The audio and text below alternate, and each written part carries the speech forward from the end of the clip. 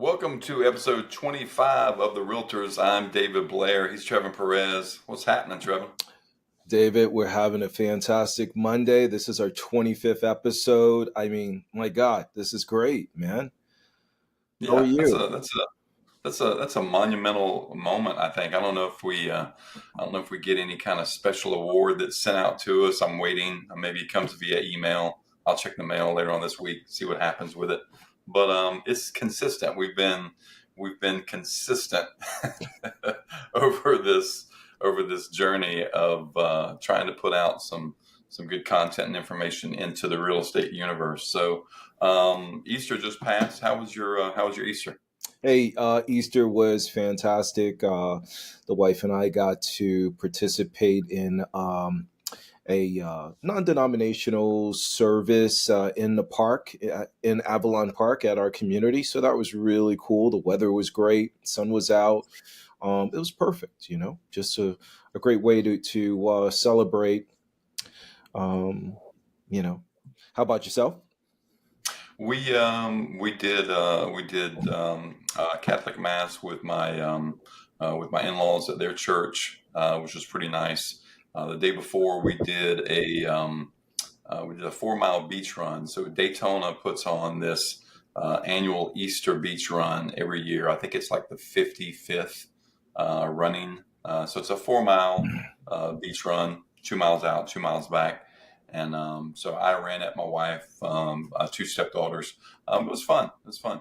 I thought I was better prepared for it than what I was. Mm. I had my playlist and I got set. And then at 1.4 miles, I think, I caught like a really bad cramp, and then my knee started hurting. Oh, And I was like, holy shit, I've got, 2.5 miles to go. So and this is there were running in the thoughts. sand? Yeah, there were thoughts of, I said, well, I could turn back. There's nothing that stops me from just turning back. I don't have to do the full distance. It felt like a cowardice way out. So I said, I can do it. I said, if nothing else, I can just, I can walk really fast. So I went to a kind of a walk run type thing. Mm-hmm.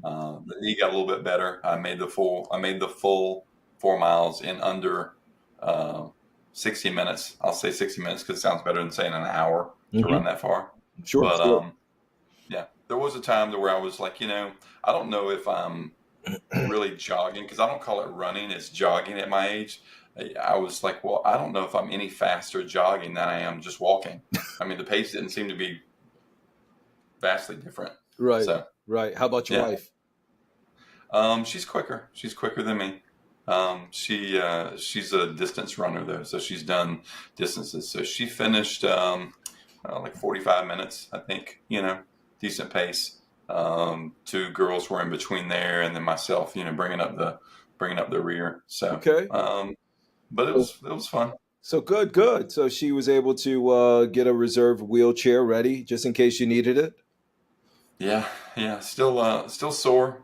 And we did it a couple weeks back. We did the same thing. I said, well, let's in preparation of that. Oh, Let me make sure I can run, that far without it, causing any problems. I did have knee replacement exactly. about a year and a half ago. So, I'm not throwing that out as an excuse, but it could be an excuse. Wow, wow. Kudos to Um, you. yeah, but I bench press more than them still. So, hey, if you want to do, you want to go have a bench press contest, you want to do that? Let's do that. Let's do that. Exactly, exactly. Oh Yeah. man. It's funny, your body, I think, breaks down. I see these videos of like older men where they're challenging each other and they're racing, and they can't even they can't even finish. They can't control their body Right, anymore, and they just like fall down. right. And that's a real thing. Actually a real thing, because I felt like if I would have sprinted at any time during that run, Mm-hmm. that's exactly what would have happened. I would have busted my ass. I would have fell right on my face. So, oh Man. well. Luckily you didn't. That would have been a funny sight for us to talk about this and see some scuff marks on your forehead or your nose. You survived it. So what's going on in the real estate world? What's happening with that? Man, it's like the soap opera these days, man. It's the soap Yeah. opera. I think it's Days of Our Lives, or in this case, Days of Our MLS listings, Hmm. because you got everyone under the sun complaining about when a listing should be live, and clear cooperation, that whole rule that NAR is standing by, which was Mm-hmm. part of the big multi-billion-dollar lawsuit last year by all these lawyers that Mm-hmm. question and affect how much freedom sellers have on selling their home. And so, what I find is the latest news that came out just last week. Zillow said anyone who is advertising their home in a pre-market way for more than 24 hours before it hits the MLS is banned. They will not put it on Zillow. Yeah, Really? yeah. So, and then EXP came out and said, hey, we're in support of Zillow's feelings and stance. Compass, who I happen to be a member of, they're fighting, with everyone. They're just like, it should still be seller's choice. Yeah. Clear cooperation is just convoluted law, and the process is just convoluted. And so now it becomes a question of, and I don't know if you've seen this video, there was a good video out there and the audience should look it up. And the title of it was, Is Zillow the most powerful MLS in the country? Are they really driving the MLS? Because let's face it, all of the viewership of any broker pales in comparison. Even homes.com, realtor.com, redfin.com, any real estate company pales in comparison to Zillow. So it makes an interesting kind of conversation. So yeah, there's a lot of back and forth politics and legal comments about this situation. I mean, Hmm. have you heard about it? If, what are you seeing or hearing about that? I had not heard about the that thing with Zillow regarding the 24 hours. So if I'm a seller and I put my house on the market for over 24 hours, they're going to, in any capacity, they're going to ban you from their site. Is that what you're saying? So in most MLS markets, yes, you only have Mm-hmm. 24 hours. However, as we discussed, your market of NIFAR, Mm-hmm. your MLS allows a longer coming soon. I Right. think there's some rules that are local and handled differently just because of situations like yours. But I would look into it because Zillow was pretty emphatic about that rule across the board. Mm-hmm. Hmm. That's interesting. I think ours is it 10 days now, I think 10 to 14, I think 14 Yeah, I think you said 14. weeks.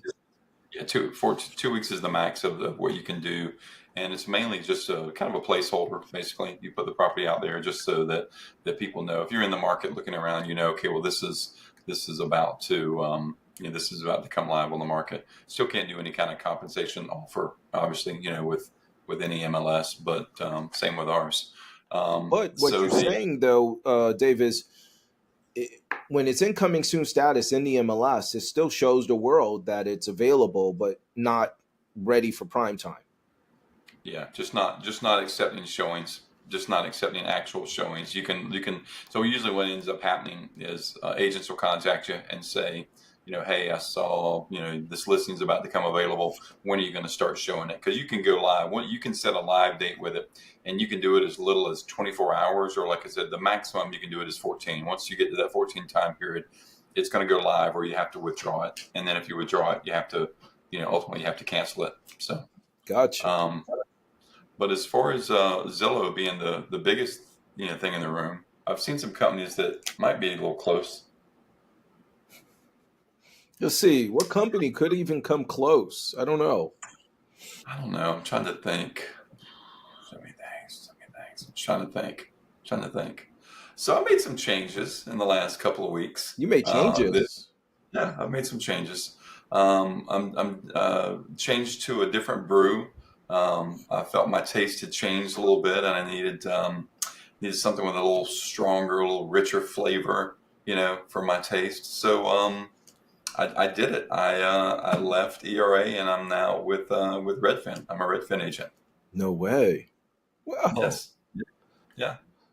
Great mug. No big, no big surprise to you. We talk about it offline, obviously, but yeah, we're gonna talk about some of the pros and cons of leaving a brokerage. And I've done this. I've done this a couple of times. I didn't think that I was because I've been doing this for about 24 years. So during that time, I haven't been with a lot of different companies. Most of my real estate career has been with the ERA franchise, but I have left them at different points in my career. Hmm. I left one time. The first time I went to work for Coldwell Banker, mainly because we didn't have an office in that city that I lived in with ERA, so it kind of made sense.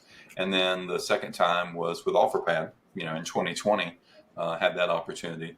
And then here recently with Redfin, and it's just because I do see, you and I talked about what OfferPad could have been had they changed some of their systems and what they wanted to do. I think ultimately what ended up being the deciding factor for OfferPad, and I want to get your take on this, is that so Redfin no longer buys homes. Kind of like Zillow started it at one point, then it was OfferPad, then Open Door, Redfin. Redfin looked at that business model and said it's not sustainable, and they no longer do that. So I think that's a good option. What we were faced with when we worked for OfferPad, if you recall, is you had two sides. You had the OfferPad side that wanted to purchase homes for cash, and then they had our division for Flex, where you're going to list the property. But the challenge with that was, of course, if I'm a seller, am I willing to take this price, for the property? If you're offering me $250,000, and then I come along and say, well, we can sell it on the open market for $300,000. So obviously, a huge discrepancy there. And I think ultimately, what ended up happening is that OfferPad felt like we want to renovate properties and resell them. We don't want to list homes. That's not the biggest bang for our buck, so we're going to kind of outsource that, which is what they ended up doing when they got rid of the employees, the realtors that work there. Mhm. And so they're basically outsourcing that. But their goal, I think, is to sell properties for cash. And Redfin no longer does that.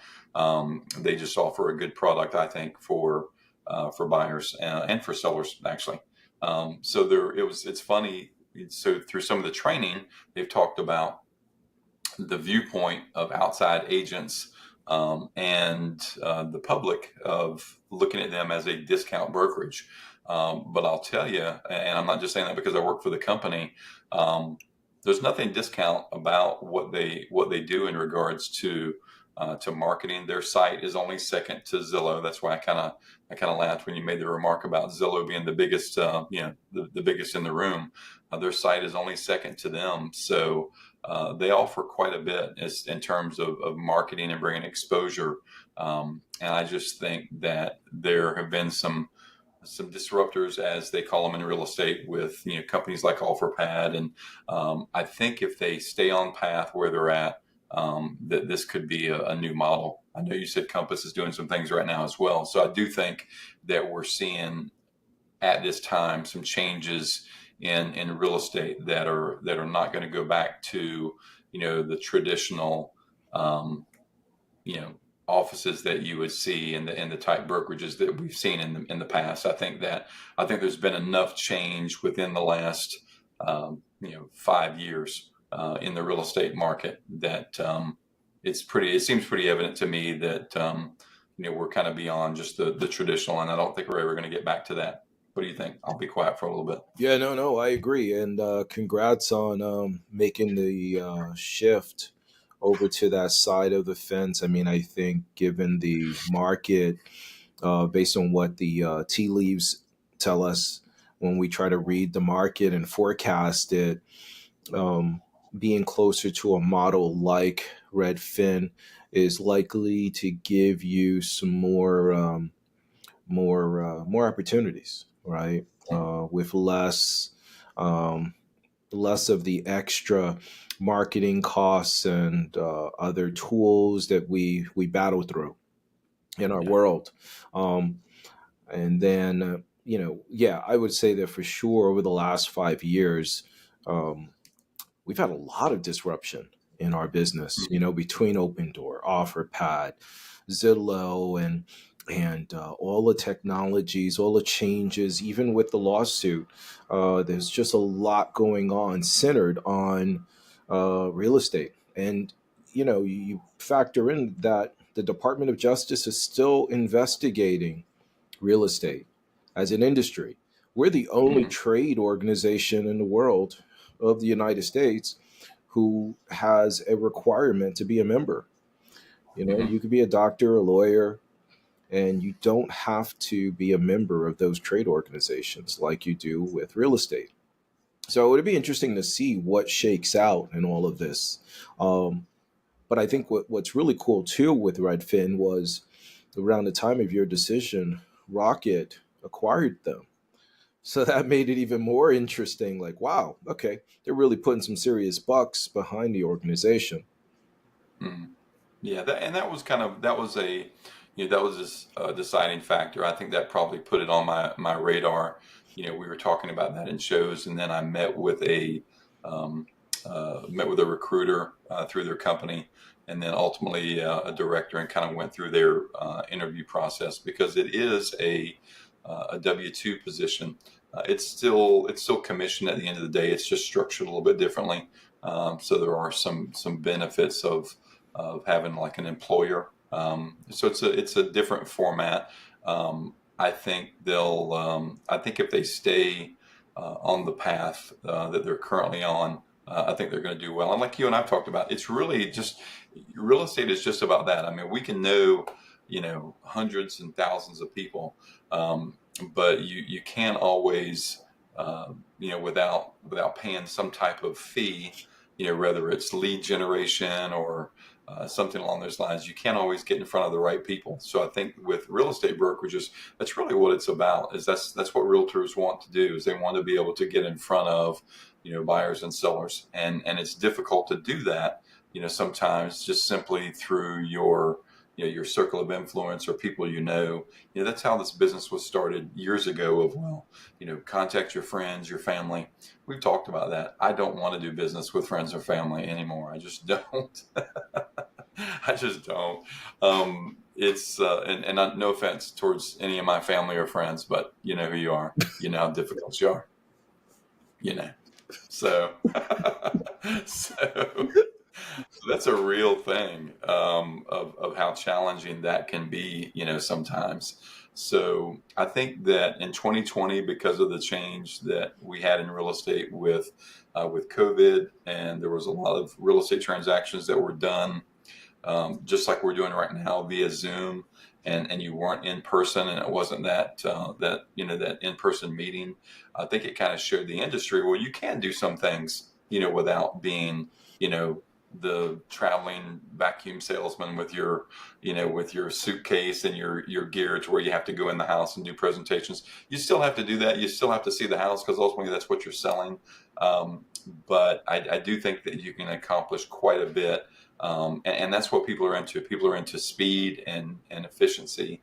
So I think that's what a lot of these newer companies can do, is that it's very quick, it's very efficient, and it's not this grand gesture of setting up an appointment, down the week, and then you have to come out and we have to talk about this thing for a couple of hours.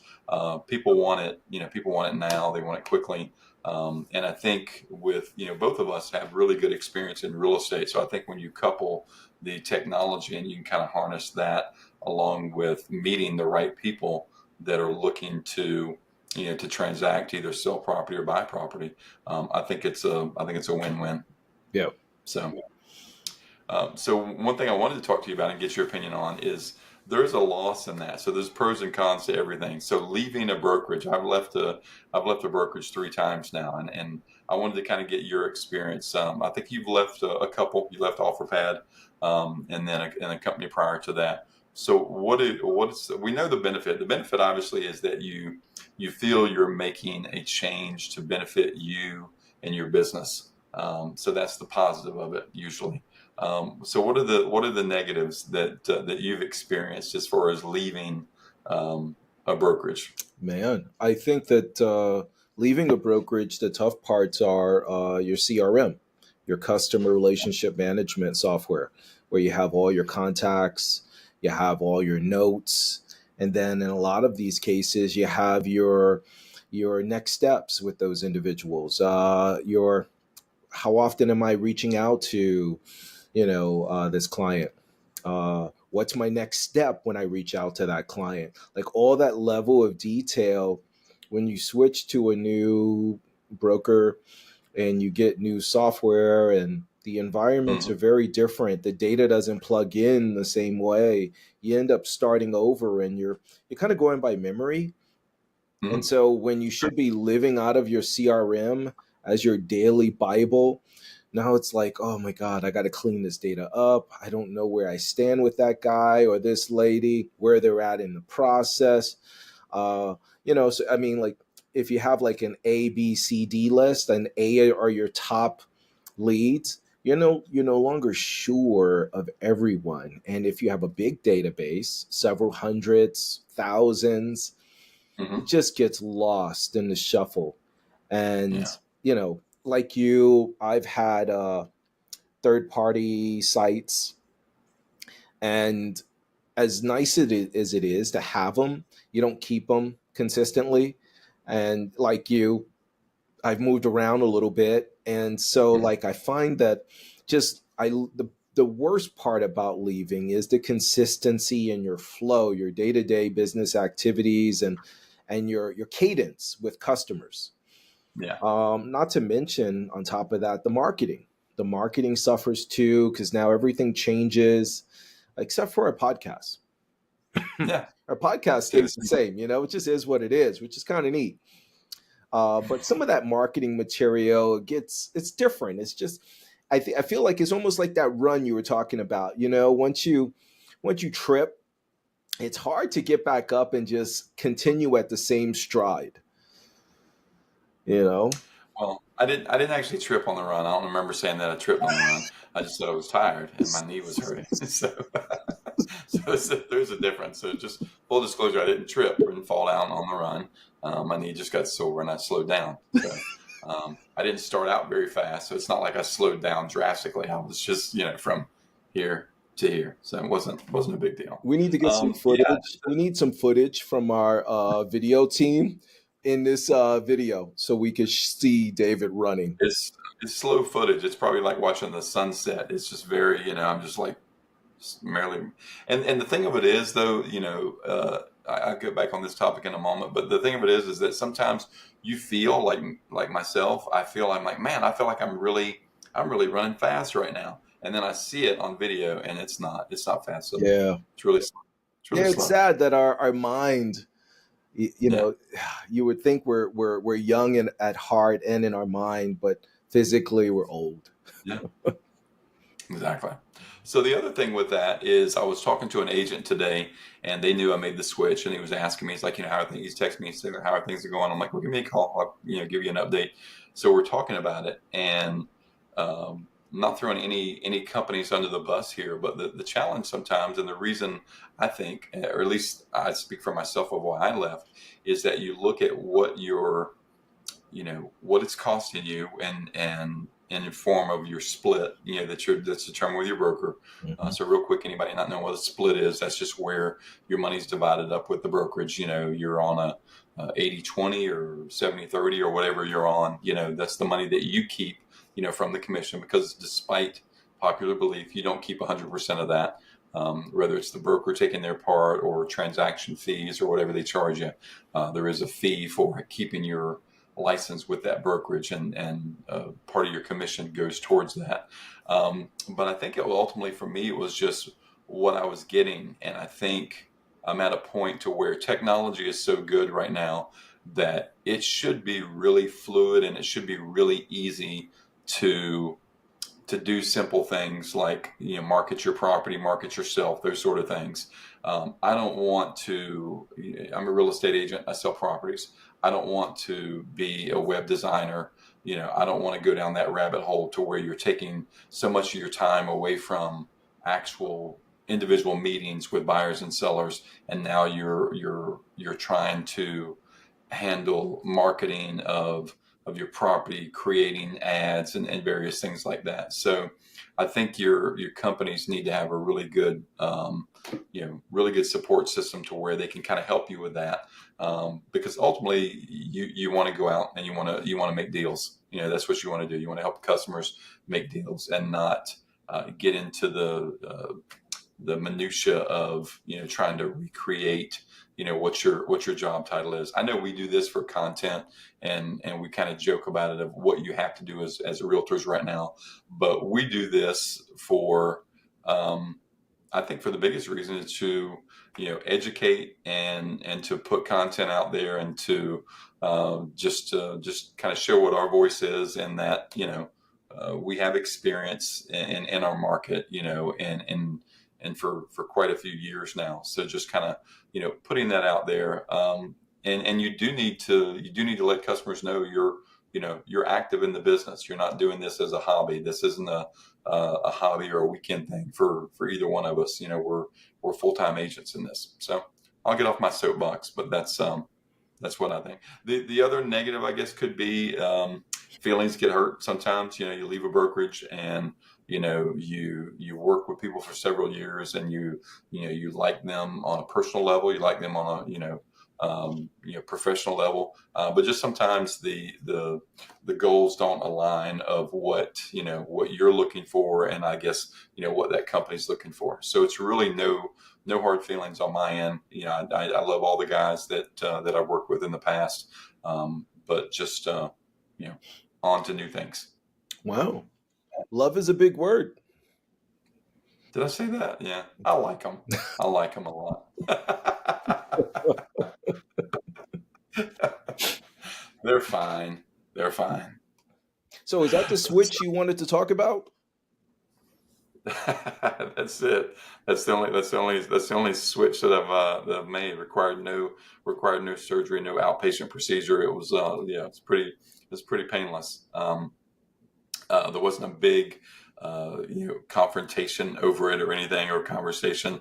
My broker, I'll say this jokingly, he's like, here we go again, because I have left. This is the third time that I've left. So, hey, 3 strikes, you're out. So, I mean, I don't, would they have me back? I think they would. I mean, I produce a lot, so I think they would.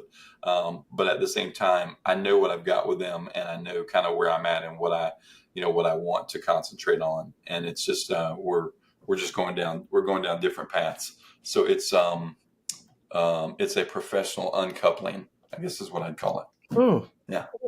Professional uncoupling. You heard it here Yeah. first. Yeah. So what else are we talking about here? We're talking about home prices or selling. What's the pace right now? Pretty slow? Pretty slow. Well, in particular, new construction. Okay. Yeah, the new construction pace of home sales are slowest in the past 6 years, which is crazy, right? Because during COVID, everything slowed down, came to a halt. And so we were behind on homes in every major market in the States. And so after COVID, we went on a rise, and new construction builders were really cranking up. And if you remember, during that time, builders stopped paying us a commission, right? Because they were doing so well. They were like, we don't need to pay an agent. And then those glory days for them ended, and they went back to offering co-oping commission to an agent. But yeah, they're sitting on lots of inventory, and they're finding that they have to create financial incentives to get buyers into the houses. And the highest or the slowest pace. I'm going to use the correct words as I read this, reference this article from some company named Redfin. I don't think they've been a part of our show notes here, but yeah, what a coincidence, right? Redfin. Yeah. U.S. homes are selling at slowest pace in 6 years. So, take a look at that article, or in our show notes. You'll see some stats on that. It says the typical home that went under contract in March sat on the market for 47 days. Homes sold over twice that sorry, homes sold over twice that fast during the pandemic home buying frenzy, which we could understand during the frenzy of the Yeah. pandemic. It was just crazy, right? People found Mhm. cash to buy homes. It didn't matter. I don't know why it was so crazy, but it was a great time to be in that driver's seat with OfferPad. Yeah, I wonder, I look at different properties and I see some properties you can kind of tell, um, when you first list them, if it's gonna be a long process to get the property sold. Maybe it has some challenges, functional obsolescence, condition. Those things always factor in. I still think it ultimately, I think it just boils down to price. I think everything has a number of what it ultimately will sell for, and I think that's where it's at. I don't think that sellers have come to terms yet with the fact that home prices are adjusting, and have adjusted. Now, when you look at some of the stats, it's a little misleading because some of the stats would indicate that we've only had an adjustment of maybe 1 to 3% as far as the difference in what home prices are selling for, at least within my area. Um, but I think that I think condition is always going to play a huge part, and I think right now condition and price are the two biggest things.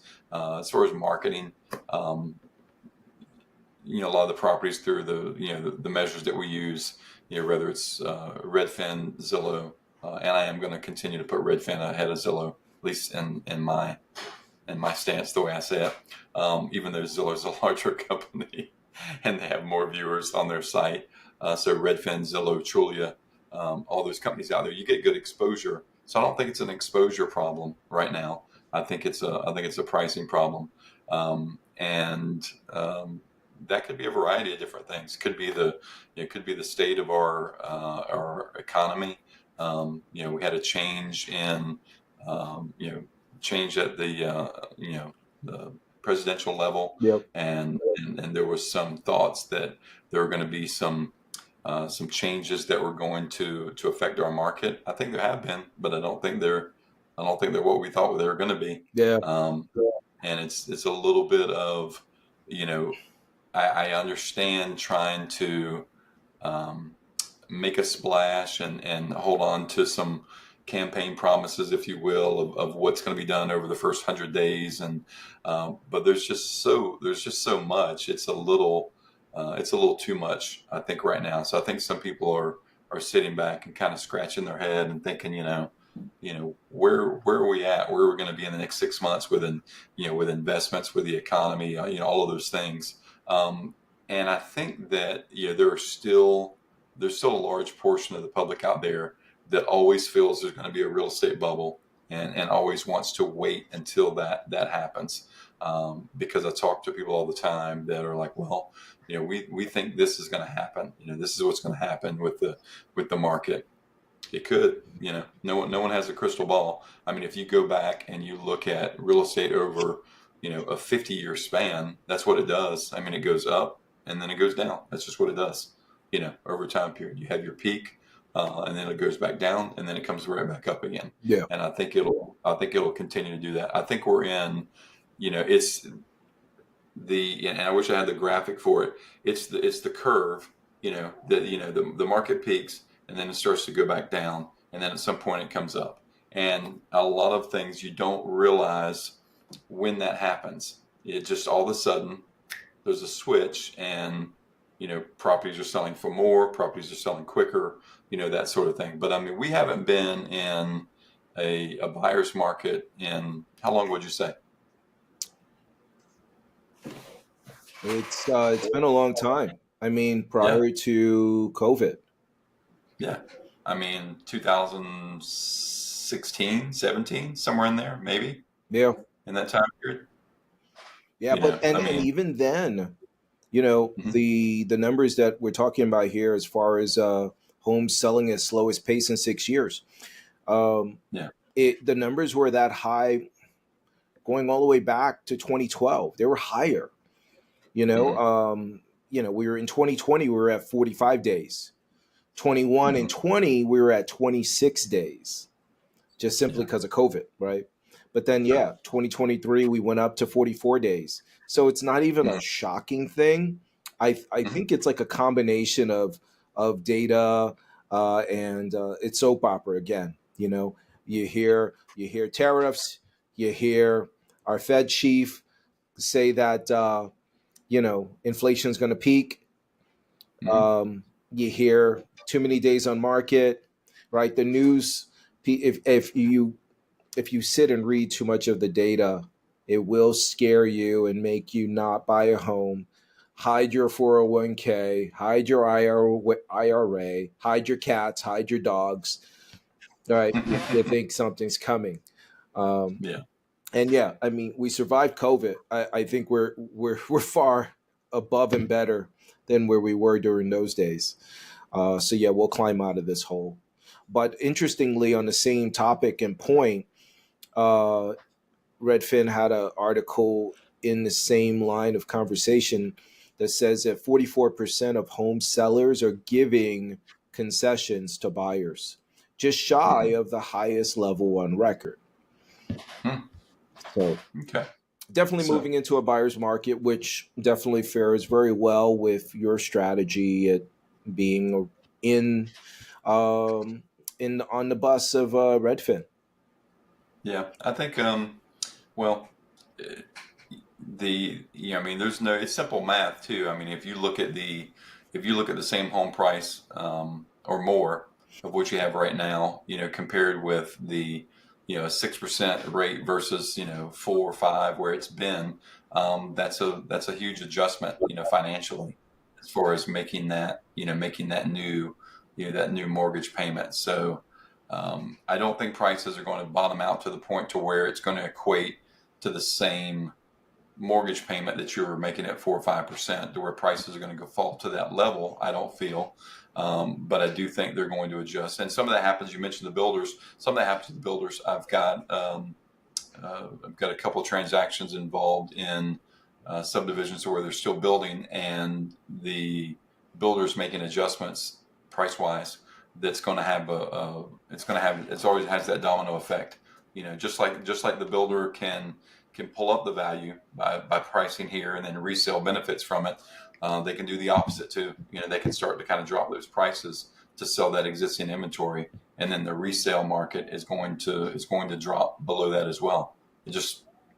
It has to. There's no other recourse than that. I mean, you've got new construction that starts to at whatever price per square foot it starts to fall. The resale in that area is going to start to go down with it as well. Well, So and on that point, I had a couple of lenders mention this, which was really interesting. They said that new construction builders will typically leave their pricing, the price of the home, the same. They won't touch the price of the home. They'll touch the incentives. Maybe they'll give you a couple of points they shave off with interest rates or buy downs or additional closing costs or upgraded features in the home or upgrades just to hold that price so that their subdivisions keep that same price level. Really. going in, not going out. Going in, that's what they, yeah, you're right. You're absolutely right going in, because when I have had buyers that come in and want to negotiate in price, I'm like, look, if they have, 100 more lots to sell here, it's not going to benefit them to drop the price, because then they're going to have to explain that to every buyer that comes to the table after that. So you're exactly right. And then that's what they do. They make adjustments. Okay, we'll give you, some uh, money towards flex cash, towards closing costs, or various things like that that you're not going to see on paper as far as the sales price. But on the way out, it's a little bit different, because on the way out, I've seen them start to really kind of reduce some prices in there. So two best times, pre-construction early on, and then when they're closing out some of those neighborhoods. Now, as a resident in that neighborhood, you're probably pretty pissed off, because you're looking at where you're at and you're thinking, man, the builder is killing my value on the way out here. But it happens all the time. It's nothing new. It's happened for 10, 15 years, and it'll still continue to happen. That's just what, when they're down to the last few that need to be sold, they're going to do what they need to sell them. Yeah, but So but Dave, Hey, I paid $50,000 more for my premium lot. You got to get me Sure. that money back, Dave. Yeah. Yeah, I wish. I wish. Well, I think, you and I talked about it. I think if you bought, you bought within this peak time period, you're going to have to you're going to have to hang tight maybe for a little bit. Because I don't, we're not going to see that same type of, um, increase to where, I would say, I mean, I looked at a property today that was, they bought it in 2022 and they bought it around 740, I think. They want to sell it for 9. It's not priced at 9 right now. It's probably, it's higher, which is good. I mean, that's what property values are doing. It's gone up, but it hasn't gone up to that point to where they're comfortable to where they say, okay, I can move forward now, because you're only at, maybe a 20 or $40,000 increase in that, which when you factor in costs and move to the next property, that's really not possible for them to do. But I mean, I just think if you bought within that time period, you're going to have to maybe, unless you're willing to take that hit, you're going to have to maybe wait, for that next transaction. Now that's going to help, I think, new buyers coming in, that are going to see a little bit better pricing, Yeah. allow them to, to make some purchases within that, that range, because they're paying a higher interest rate. So, Yeah. that's all I've got, buddy. What do you have? I think that we could talk here for days and days, but we got to give our viewers back their time so they can go on and get dinner ready. And I know you have an appointment. I got more calls to make. So we got to get back to work, right? Yeah, let's do it. That's what we do. All right. Well, as always, thank you for tuning in. Continue to support our efforts. Hit the subscribe button, hit the like buttons, do your thing, and we'll see you. We'll see you next time. I'm out. Later. See you.